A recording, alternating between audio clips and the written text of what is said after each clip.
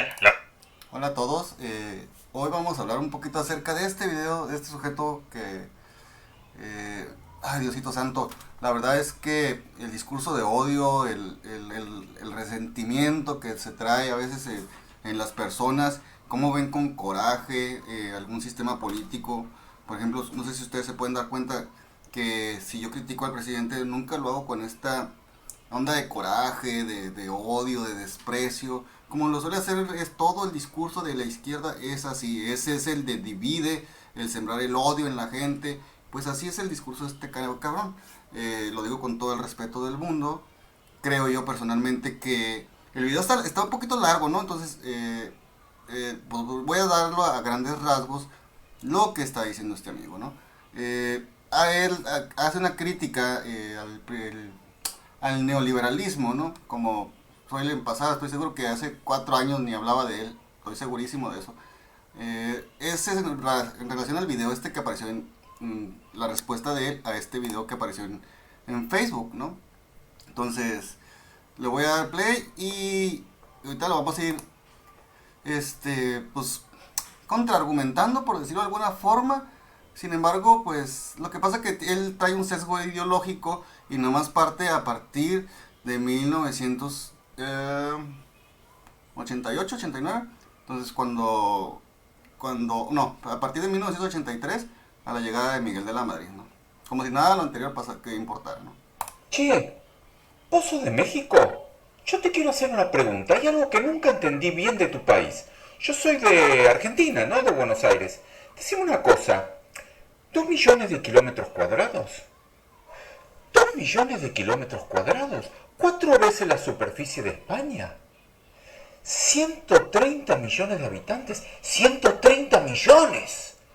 Frontera directa con Estados Unidos. Salida a los dos océanos. Salida a los dos océanos no puede ser. No puede ser. Todos los climas. Todos los paisajes. Turismo. Todos los minerales. Petróleo. Petróleo no puede ser. Explícame cómo es posible. ¿Cómo es posible que México no sea una potencia mundial? ¿Cómo es posible que México... Ok, es verdad, a mí también me extraña que no seamos una potencia mundial, tenemos mucha riqueza, tenemos demasiada riqueza en cuanto a diversidad ecológica, ambiental, tenemos las salidas al Pacífico, al Atlántico, tenemos el comercio con Estados Unidos, que es muy importante y todo esto, ¿no? Sin embargo, ¿no? La gran cantidad de pobres, concentrada de pobreza, lo voy a decir así, honestamente, está concentrada en el sur del país, donde las comunidades indígenas son muy amplias, el rezago educativo, el rezago en cuanto a la alimentación y todo esto, ha sido perpetuo, perdón por decirlo así, pero ha sido perpetuo desde la época, yo puedo decir de la independencia, ¿no? Entonces, ya he hablado un poquito de esto, pero ahí es donde está el rezago y ahí está concentrada la mayor cantidad de pobreza, ¿no? Entonces, ahorita voy a hablar un poquito más del tema y por qué no ha funcionado, creo yo personalmente. Es que se ha estigmatizado tanto el indigenismo que cualquier cosa que llegue a querer cambiar su cultura, su forma de vida, es mal vista. ¿Sí me explico? Si ustedes, por ejemplo, pusieran, no sé, empezaran a invertir carreteras y desarrollo en las comunidades indígenas, se van a oponer. Si empiezan a ponerles una pinche Walmart y si empiezan a hacer esto o aquello, se van a oponer, ¿no? Entonces, no hay desarrollo, ¿no? Porque lo ven mal todo lo extranjero, ¿no? Entonces, yo no quiero decir que eso sea solo una parte, ¿no? Pero sí hay una gran problemática en cuanto al desarrollo económico de la zona, y ya lo mencionó en otros videos, ¿no? Entonces, México debería ser potencia mundial, pero no es solo culpa de los gobernantes, no es solo culpa de los gobernantes, también es culpa del propio ciudadano, ¿no? Ese ciudadano que espera dádivas antes que un buen gobernante. Vamos a escuchar a la persona esta, que no recuerdo ahorita su nombre, pero vamos a escucharlo y quiero que vean nada más las expresiones que realiza. Al final de cuentas, esto viene siendo un discurso de odio, algo que se supone que no debería de existir en YouTube, ¿no? Porque no es libertad de expresión. no sea una potencia mundial? La respuesta a esa pregunta inicia en 1982 con el gobierno de Miguel de la Madrid. El dólar costaba 70 pesos producto de décadas de malos gobiernos. Sin Qué bueno que lo puntualiza. embargo, pasó a costar en ese sexenio 2.289 pesos. ¿Por qué? Porque inició el proceso neoliberal de privatización en el cual el gobierno de México poseía cientos de empresas y en ese sexenio tan solo se vendieron 148 y se dejaron prácticamente en venta 89. Lo que no dijo aquí, y ahí es donde le voy a dar en la madre a este cabrón, fue que López Portillo, en el último año de gobierno, nacionalizó la banca. López Portillo traía una inflación arriba del 400%, ¿no? Que esto queda, viene rezagado también del sexenio de Echeverría, ¿no? Los dos traían su gobierno dando lástima, ¿no? Entonces, no solo nacionalizó la banca por López Portillo, nacionalizó otras 1900 y tantas empresas que también ya estaban quebradas, ¿no? Nacionalizó la banca para tratar de controlar la inflación, ¿no?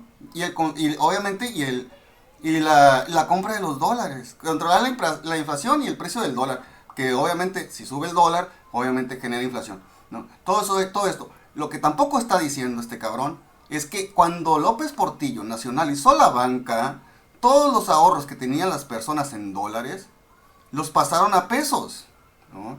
Y las personas que de aquella época que lo vivieron deberían de tener más fresca esa memoria que yo, ¿no? Yo estaba muy pequeño, entonces, pero sí recuerdo que el dólar dio un salto muy grande ya en el 85, que pasó de 3 a 7 pesos, ¿no? En el 85 tenía como 6 años, como en el 88, 89, por ahí, ¿no? Dio un brinco de 3 a 7 pesos, ¿no? Entonces, pero todo esto viene arrastrado de estos gobiernos populistas, ¿no? Encargados de dar dádivas a la gente, ¿no? Entonces quebraron las empresas, quebraron las paraestatales. México era dueño hasta de fábricas de bicicletas, cabarets, etc., ¿no? Entonces ejercieron el poder de manera irresponsable, justo como estaba ocurriendo actualmente, ¿no? Entonces, no es un neoliberalismo, ¿eh? No voy a aplaudirle a San Miguel de la Madrid ni nada de esto. Pero la banca, por ejemplo, ya era privada previo a López Portillo. Pero no hablan de este tema y por eso López Obrador está tan enfocado en criticar esta parte de a partir del 83 para acá, porque él era priista y no lo va a criticar. Además, López Obrador, no sé, es fan de Luis Echeverría, ¿no? Y Luis Echeverría tuvo un desastre en su economía. Todo esto ha venido arrastrándose todo esto. Entonces vamos a seguir escuchando a este amigo porque si no esto se va a ir larguísimo. En total fueron 237 empresas paraestatales que generaban recursos económicos para el gobierno y se privatizaron, se malbarataron. Estaban quebradas, no estaban generando. Eran más los costos que generaba sostenerlas que privatizarlas. Y lo peor que hizo de la Madrid y Salinas no fue privatizar, porque no abrió el mercado, sino que dio monopolios. A Telmex ahora sí que se lo vendió a Carlos Slim y a Pacific Bell, porque nadie lo dice. No fue solito Carlos Slim, sino que se consiguió un socio norteamericano para comprar Telmex, ¿no? Porque a Carlos Slim le permitió una explotación única de 7 años, ¿no? Entonces, ahora actualmente se inventaron este tema de competidor preponderante para darles estas facilidades a las macroempresas para poder competir de manera desigual con el resto, ¿no? Entonces, pero se ha manipulado siempre la ley para beneficiar a los más poderosos. Eso no lo voy a negar, ¿no? Pero que me venga a decir mi amigo que es solo el neoliberalismo, no es cierto. Sin duda hubo cosas que se hicieron mal durante el sexenio en el 83 hasta la fecha, pero no está tocando los puntos anteriores, porque todo esto que derivó en la crisis, por ejemplo, del Fobaproa, que ahorita lo va a mencionar más adelante, viene arrastrándose desde la pinche privatización de la banca por López Portillo. Se remataron prácticamente, se la regalaron estafaron a sus amigos. Entre ellas se encontraban 19 hoteles, 10 empresas de transporte, 2 de extracción de carbón, 5 de extracción de metales, 45 de elaboración de alimentos, 9 de industria textil, 9 de productos de madera, 17 de industria química, 2 de refinación de petróleo, 13 de fabricación de productos metálicos. Pero a ver, ¿qué hacemos, no? Luis Echeverría trae una deuda externa de 4,000 millones de dólares, ¿no?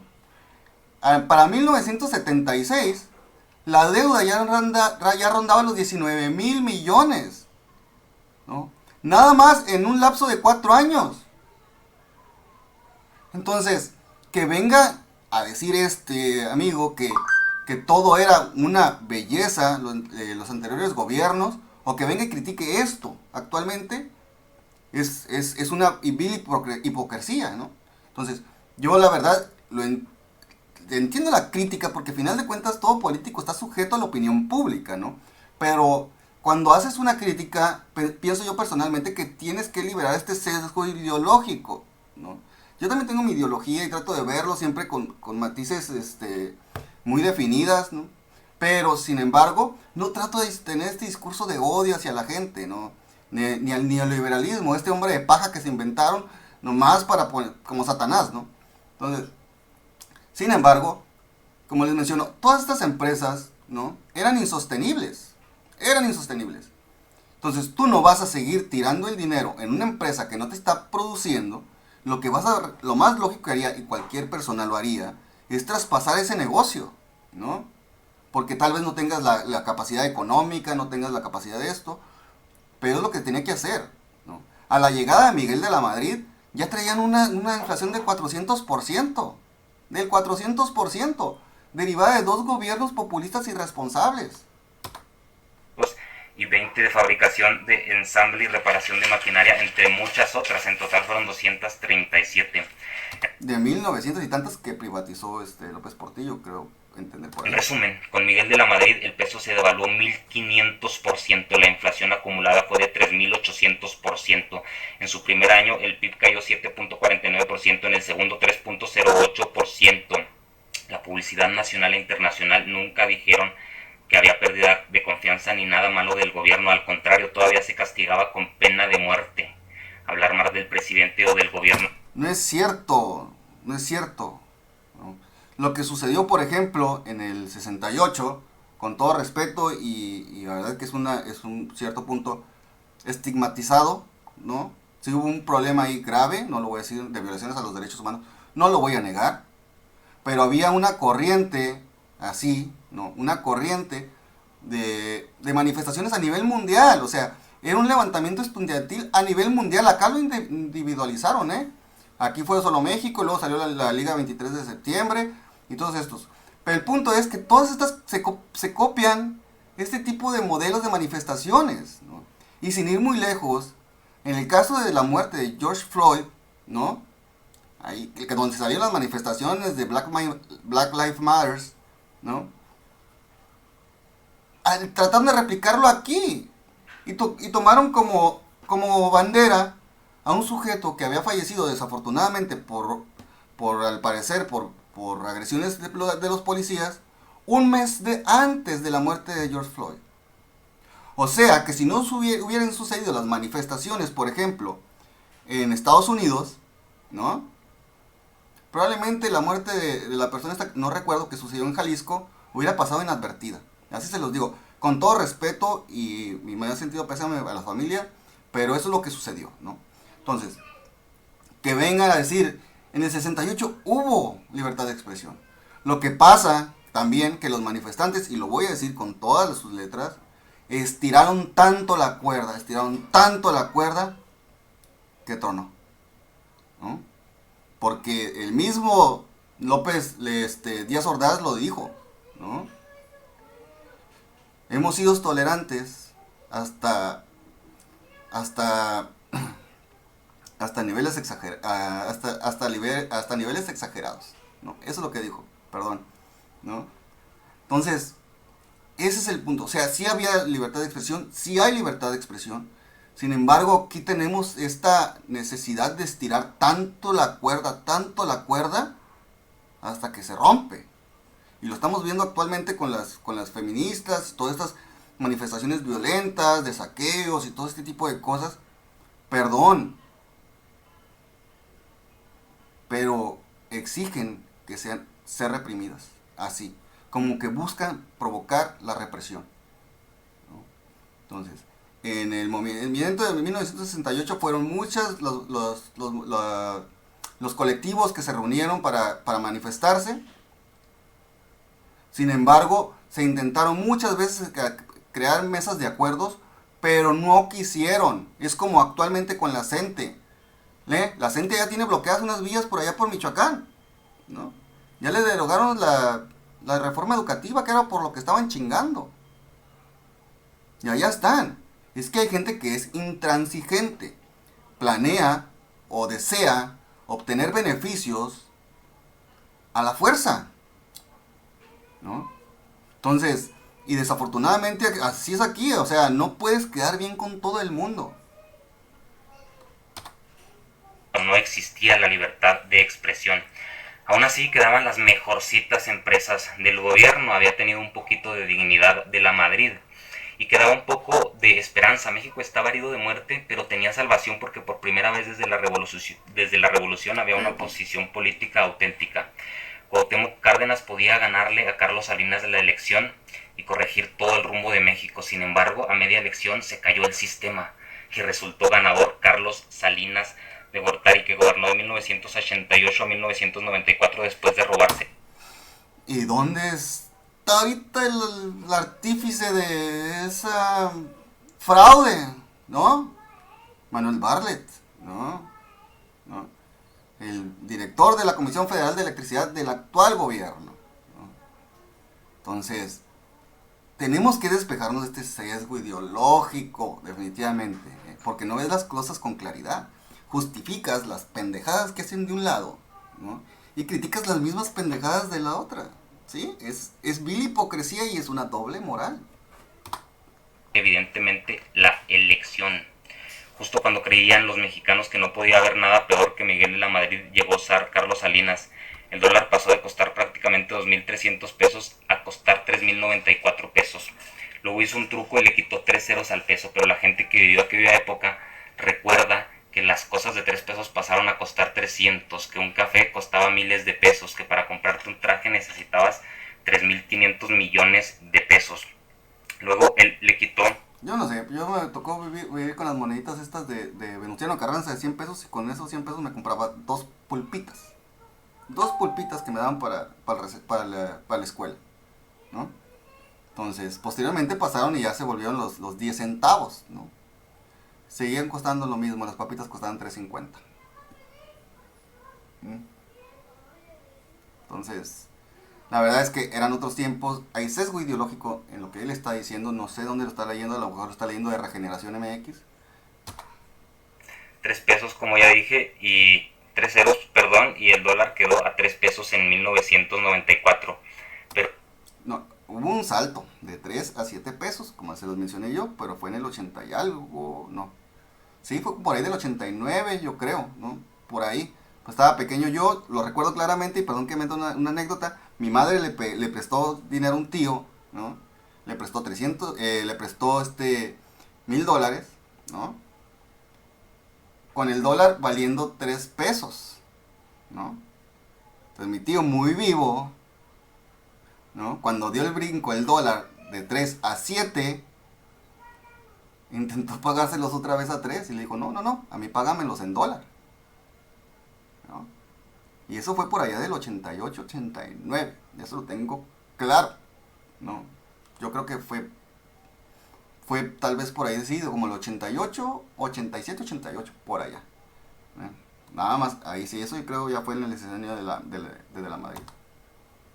En un año, para 1995, se reflejó toda la venta de empresas y el dólar subió a 6 pesos tan solo en un año, con el sexenio de Ernesto Zedillo.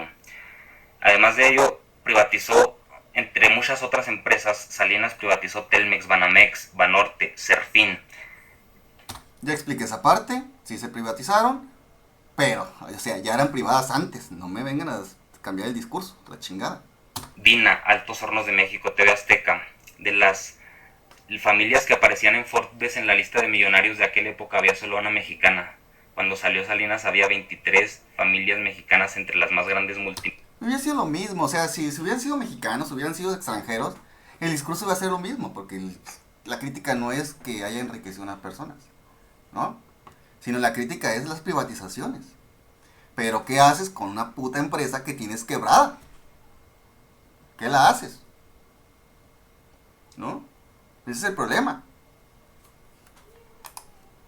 Millonarias del mundo en total vendió, privatizó, empeñó y prácticamente regaló 390 empresas, es decir, el 63% de las que quedaban.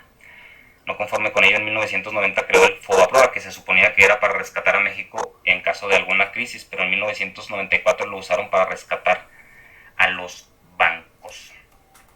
El FOBAPROA, el FOBAPROA. FOBAPROA, igual no hubiera habido la necesidad, previo que López Portillo nacionalizara la pinche banca, porque algo que no dice este cabrón, que cuando se privatizó la banca, no solo se adquirieron los activos de los bancos, sino también los pasivos. Con una inflación al 400%, privatizas las bancas, ¿de cuánto crees que va a ser la deuda? ¿De cuánto?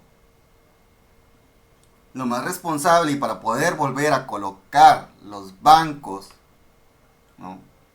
Volver a colocar los bancos en la venta, fue crear un fondo de ahorro, del ahorro bancario, ¿no? Eso era un seguro para que en caso de que los bancos quebraran, apoyar, ¿no? Pero era un fondo, no era dinero de los mexicanos, era un fondo que se iba generando y se iba guardando en un cochinito. Elección de 1994, Colosio, como no era corrupto, fue asesinado por miedo No es cierto, ahí está lo peor. a que los metiera a la cárcel. En aquella época, el PRI lo controlaba todo. Todo lo controlaba él. ¿Y sabe por qué? Te está desviando la atención.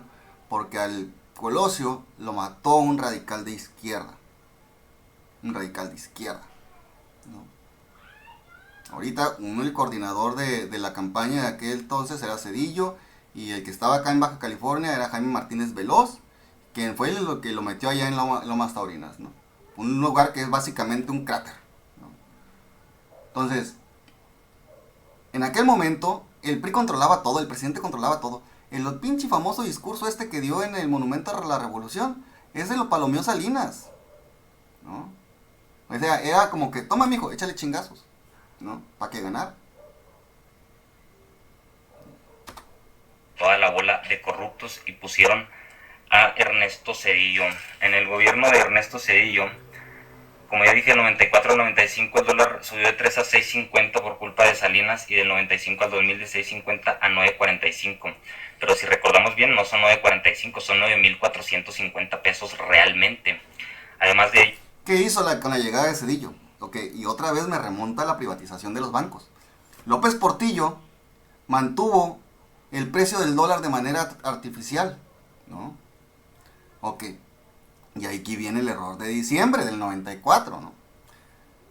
Aparte que fue una serie de complicaciones que se fueron dando desde el levantamiento del EZLN, ¿no? Que básicamente sus acuerdos, los acuerdos de San Andrés Larraiza, básicamente lo único que le faltaba pedir y que les firmaron era poner fronteras, ¿no? Eso era lo único. Regirse para sus propios usos y costumbres, ¿no? Encargarse solo ellos de su régimen interior, ¿no? Y ahora se preguntarán, ¿por qué la zona del sur está tan atrasada?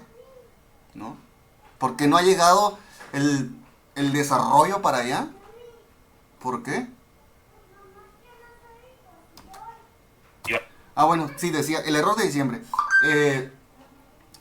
Zedillo liberó el precio del dólar que se mantenía artificial desde el sexenio de López Portillo.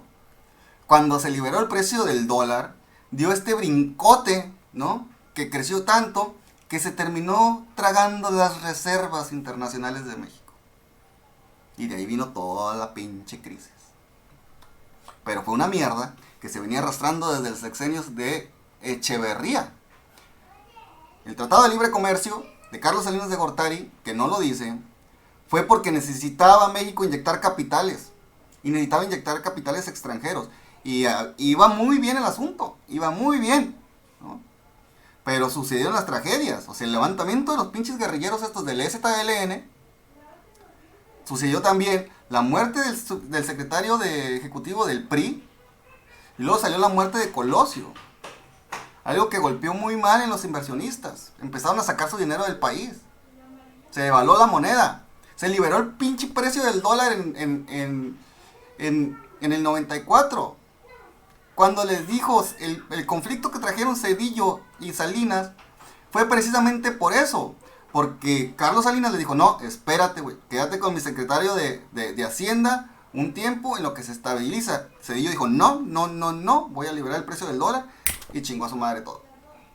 Así. En ese sexenio se privatizaron los ferrocarriles y los aeropuertos.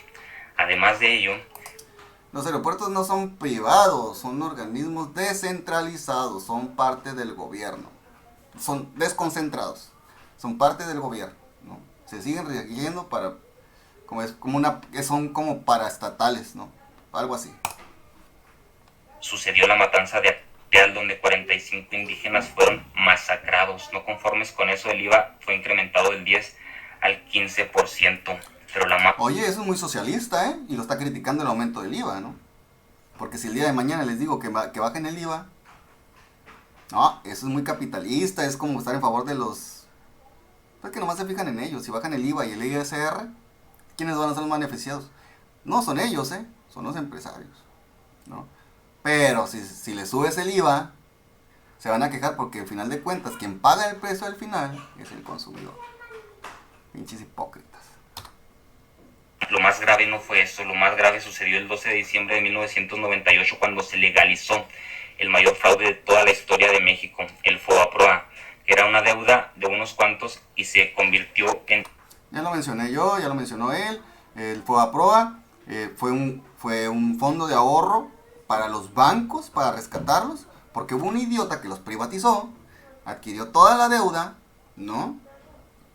Y a la hora de volverlos a privatizar, había que otorgarles una garantía a los bancos, ¿no? Cuando el suato de Zedillo liberó el precio del dólar, pues se tragó la deuda de todo el mundo.